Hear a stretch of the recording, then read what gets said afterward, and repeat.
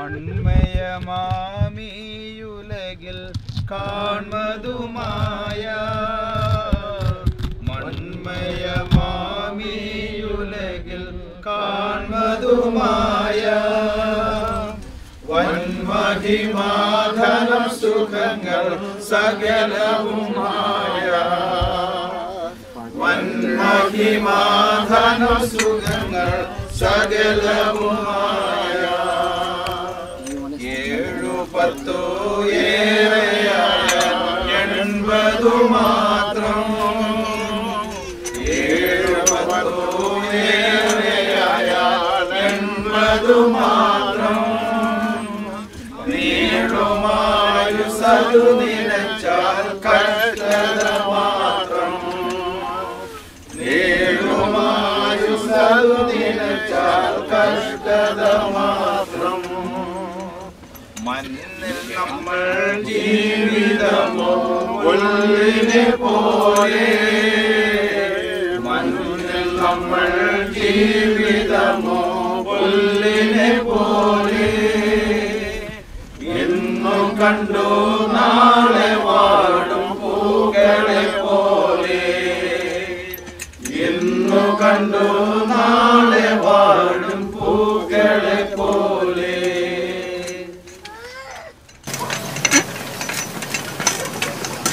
We will begin our final goodbyes to the remains of our dear brother in the Lord.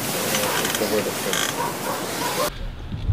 Gracious God, our loving Heavenly Father, we thank you for this time as we are standing around the graveside of our beloved brother Devi Kuti.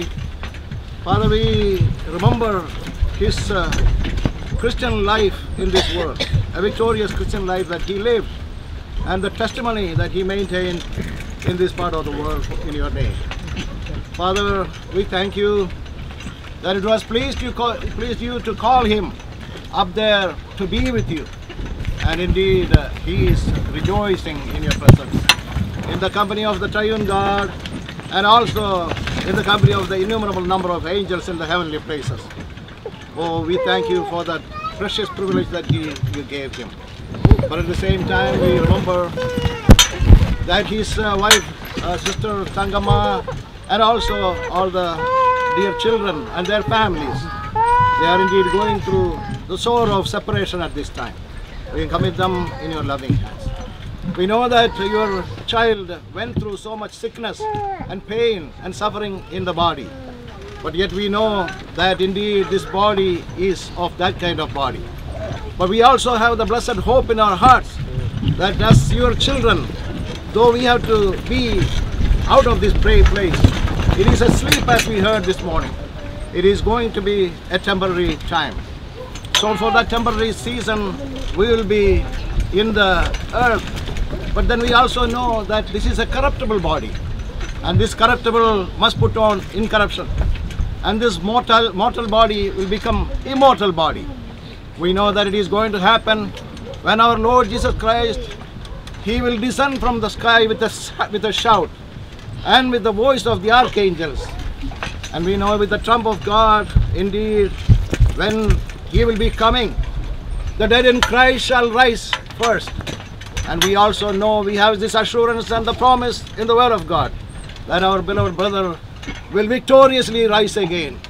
And at this time, as we are standing here, Lord, we commit each one of us who have gathered together here, especially your servant who is going to take a brief time to impart the word of God to us. We commit him in your loving hands. And Father, we thank you that this blessed hope is in the hearts of each one of us. And as we are getting ready to deposit the body of your child, we know that it is only for a short time. So we give you thanks for all the assurance and all the promises that you have given to us, and the confidence and the courage that you have given the hearts of each one of us. Touch and heal the hearts that are burdened with the separation of the dear child of you. We thank you and we praise you, and we are asking all these things in the most precious and worthy name of our Lord and Savior Jesus Christ. Amen. Very often gravesites are described as being the final resting place. But we come here this afternoon with the clear understanding that this is not a final resting place at all. He is not resting here. What we have before us are merely the physical, visible remains of the person. He is resting in the presence of his Savior and God. We commit, as we commit the body to the ground, we do it with hope. We do it with the hope which has been sealed by the work of Christ on our behalf. And this is again the thing that we ought to remind ourselves, that once our life has been entrusted to the Lord, He has taken charge of it. He guarantees our eternal joy in His presence, because He Himself has promised it. We'll have three short pieces of scripture read. The first from John's Gospel.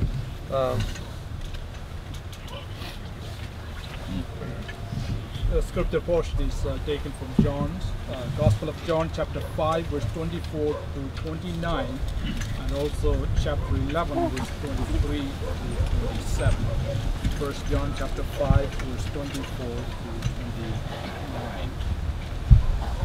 I tell you the truth, whoever hears my word and believes Him who sent me has eternal life, and will not be condemned.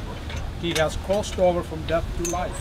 I tell you the truth, the time is coming and has now come, when the dead will hear the voice of the Son of God, and those who hear will live.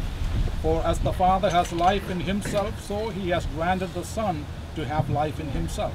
And He has given Him authority to judge, because He is the Son of Man.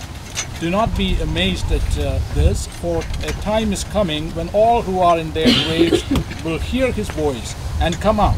Those who have done good will rise to live, and those who have done evil will rise to be condemned. Now, chapter 11, verse 23 through 27.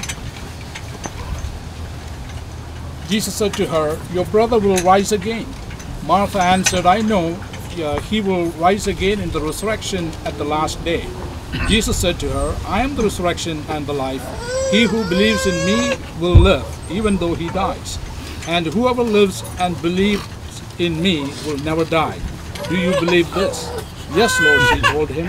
"I believe that you are the Christ, the Son of God, who was to come into the world." They will come, and all who are in the grave will come forth at the voice of the Son of God. Those who have done the good thing into eternal life, and those who are outside of His grace into everlasting judgment. Jesus said, "I am the resurrection and the life. He who believes in me, even though he is dead, yet shall he live. He who lives and believes in Him shall never die." Jesus Himself guaranteed this by His triumph over death. A couple portions from Revelation chapter 1. Revelation chapter 1, starting with the 4 through 7. John, to the 7 churches which are in Asia, grace be unto you, and peace from Him which is, and which was, and which is to come, and from the 7 spirits which are before His throne, and from Jesus Christ, who is the faithful witness, and the first begotten of the dead, and the prince of the kings of the earth, unto Him that loved us, and washed us from our sins in His own blood, and hath made us kings and priests unto God and His Father. To Him be glory and dominion forever and ever. Amen. Behold, He cometh with clouds, and every eye shall see Him, and they also which pierced Him, and all kindreds of the earth shall wail because of Him. Even so, Amen. Also verses 17 and 18, same chapter. And when I saw Him, I fell at His feet as dead. And He laid His right hand upon me, saying unto me, Fear not, I am the first and the last. I am he which liveth and was dead, and behold, I am alive for evermore. Amen. And have the keys of hell and the death. I am who was dead. Behold, I am alive forevermore. I have the keys of the place of the dead, Hades, and of death. He is the one who holds our destiny in His control. Now we are children of God through faith in Him. It does not yet appear to the world that we are children of God. When our Lord shall return, all the world shall see who actually belong to Him. And a portion out of Romans chapter 8. Romans 8, verse 18 through 25. For I reckon that the sufferings of this present time are not worthy to be compared with the glory which shall be revealed in us. For the earnest expectation of the creature waiteth for the manifestation of the sons of God. For the creature was made subject to vanity, not willingly, but by reason of him who hath subjected the same in hope. Because the creature itself also shall be delivered from the bondage of corruption into the glorious liberty of the children of God. For we know that the whole creation groaneth and travaileth in pain together until now. And not only they, but ourselves also, which have the first fruits of the Spirit, even we ourselves groan within ourselves, waiting for the adoption, to wit, the redemption of our body. For we are saved by hope, but hope that is seen is not hope. For what a man seeth, why doth he yet hope for? But if we hope for that we see not, then do we with patience wait for it. All creation shall see the manifestation of the sons of God. We are saved in hope, and this is our firm anchor as we go through life. Christ has loved us, He has given us His own life, and He has saved us. And He has guaranteed what life it is that we are going to be raised up by His own triumph over death. At this time, we just want to acknowledge the goodness of God and praise Him for His grace to His Son, whose body, now separated from spirit, is before us. I just want to recall two lines out of a familiar psalm. നമ്മുടെ താഴ്ചയിൽ നമ്മെ ഓർത്തവന് അവന്റെ ദയ എന്നേക്കുമുള്ള, നമ്മുടെ വൈരികളുടെ കയ്യിൽ നമ്മെ വിടുവിച്ചവന്. He who remembered us in our lowest state, for His mercy endures forever. He who delivered us from the hand of our enemies, His mercy endures forever. The last enemy to be conquered is death, and He has already been conquered on our behalf by our Lord. I praise God for His grace to His servant. I praise God for the fact that He loved all of us, sought us, and His good news of salvation was brought home even to His servant, that Jesus was revealed to him as the Son of God and Savior. We praise God together that our brother Baby, who is now departed to be with the Lord, came to receive Jesus Christ as his Savior. We praise Him that God was with him. We praise Him that God used him.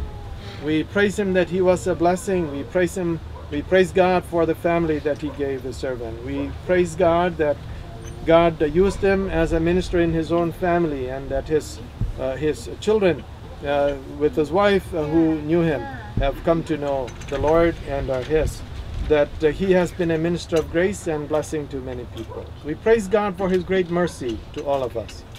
We praise God for sending His Son to be our Savior. We thank God that God loved us so much that He has taken our pain and our death upon Himself, that Christ came and suffered for our sake and died and rose again.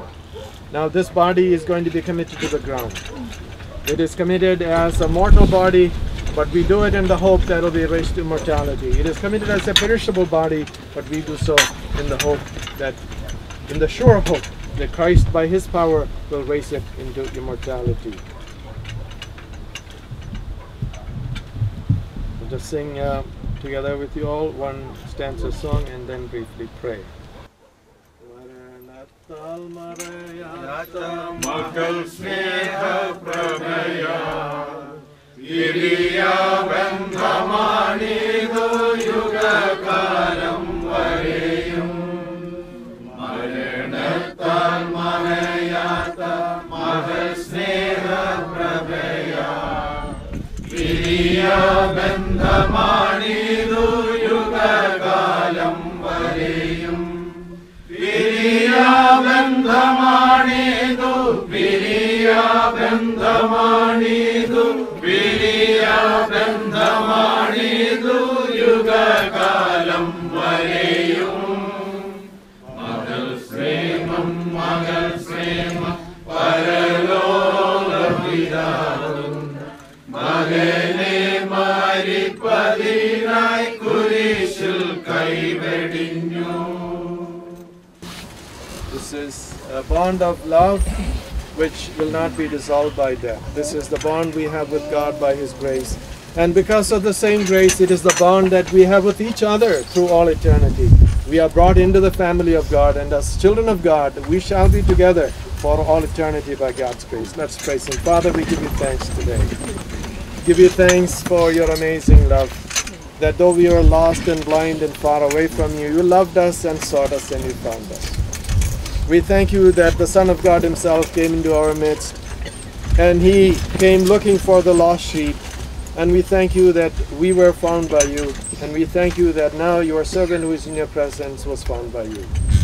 We thank you, Lord Jesus, that you loved us unto death, and that you loved us to life, and that you drank the cup of our judgment, our death, and you have given us the cup of your triumph through your resurrection. What an amazing love, what an amazing grace, what an amazing hope that we have been joined to you, and everything that we have to hope for is to be conformed to the likeness of the Son of God. That our citizenship is in heaven, from where we expect our Savior, who by the great power which was exerted by his own triumph over death, he will transform our bodies into conformity with his own glorious body. And we await this day. And so as we commit the remains of your servant to the ground, we do this in hope of the day when the trumpet shall sound and we shall be changed. And we shall be with you forevermore. We praise your name. We pray for your comfort, Lord, upon our sister, upon their children. We pray for your peace to rule in their hearts, a peace that passeth human understanding, which your Spirit shall grant. And we do all this and magnify your name in the matchless name of Jesus Christ, our Savior. Amen. Amen.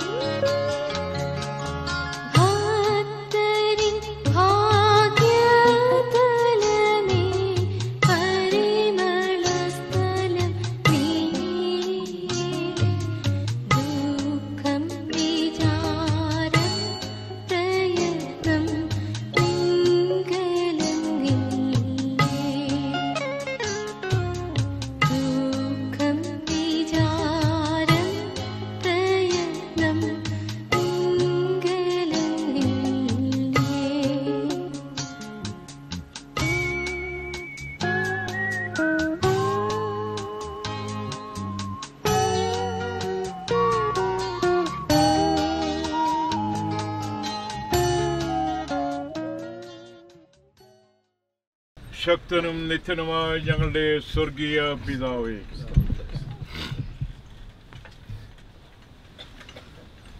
ഈ സ്ഥലത്തേക്ക് ഞങ്ങളെ ആനയിച്ചതിനായി ഞങ്ങൾ അങ്ങയെ സ്തുതിക്കുകയാണ്.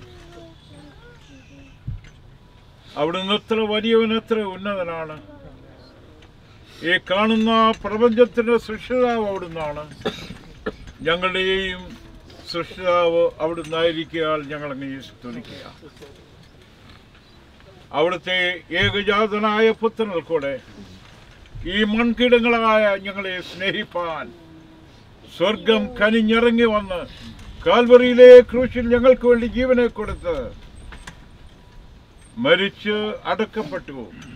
മൂന്നാം ദിവസം ഉയർത്തെഴുന്നേറ്റ് ജയഭേരിയോടുകൂടെ ഇന്ന് വാഴുന്ന വലിയവനായ കർത്താവിന്റെ സന്നിധാനത്തിൽ ഞങ്ങൾ വീണ് അങ്ങയെ നമസ്കരിക്കുകയാണ്.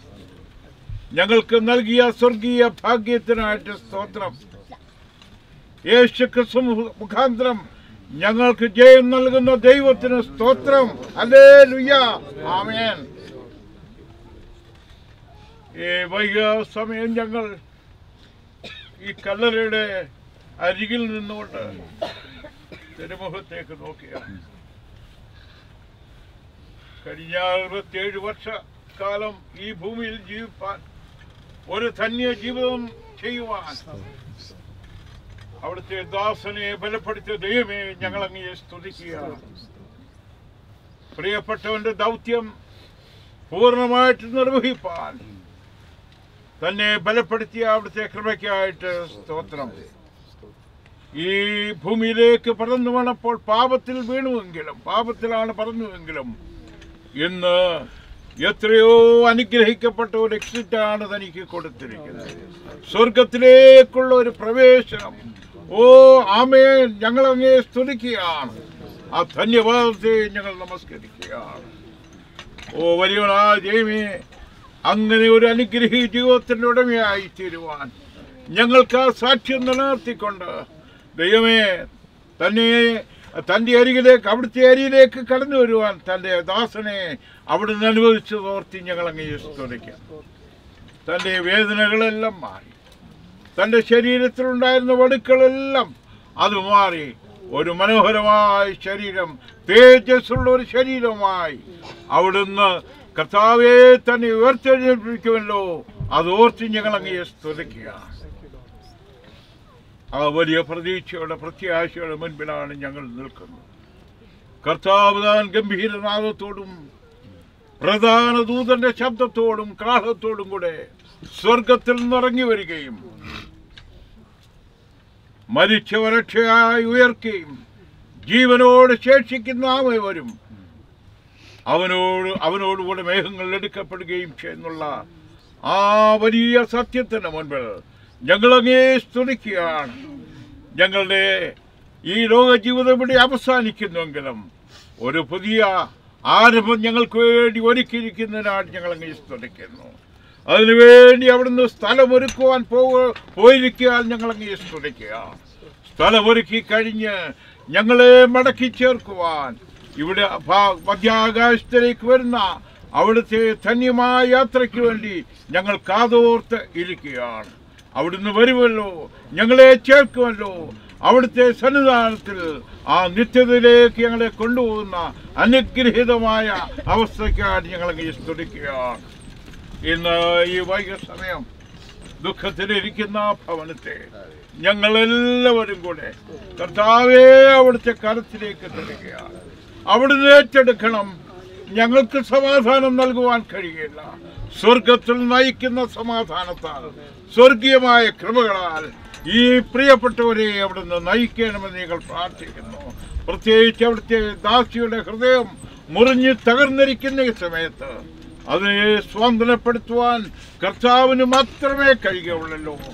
ആ സന്നിധിയിലേക്ക് ഞങ്ങൾ ഫലമേൽപ്പിക്കുകയാണ്. ഞങ്ങളിവിടെ ഈ മൃതദേഹം ഈ മണ്ണിലേക്ക് ഞങ്ങൾ അടക്കം ചെയ്യുമ്പോൾ മരണമേ നിന്റെ വിജയമാകട്ടെ.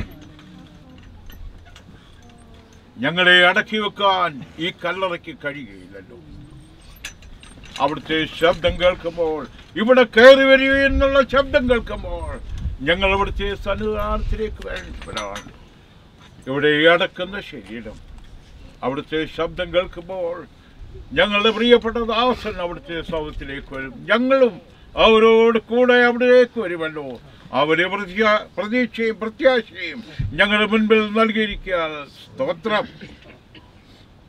ആ നിലയിൽ ഞങ്ങളെ ഇത്രത്തോളം സഹായിച്ചു. ഇന്ന് പകൽക്കാലം നടന്ന എല്ലാ ശുശ്രൂഷകളെയും അവിടുന്ന് മാനിച്ചതിനായിട്ട് സ്തോത്രം.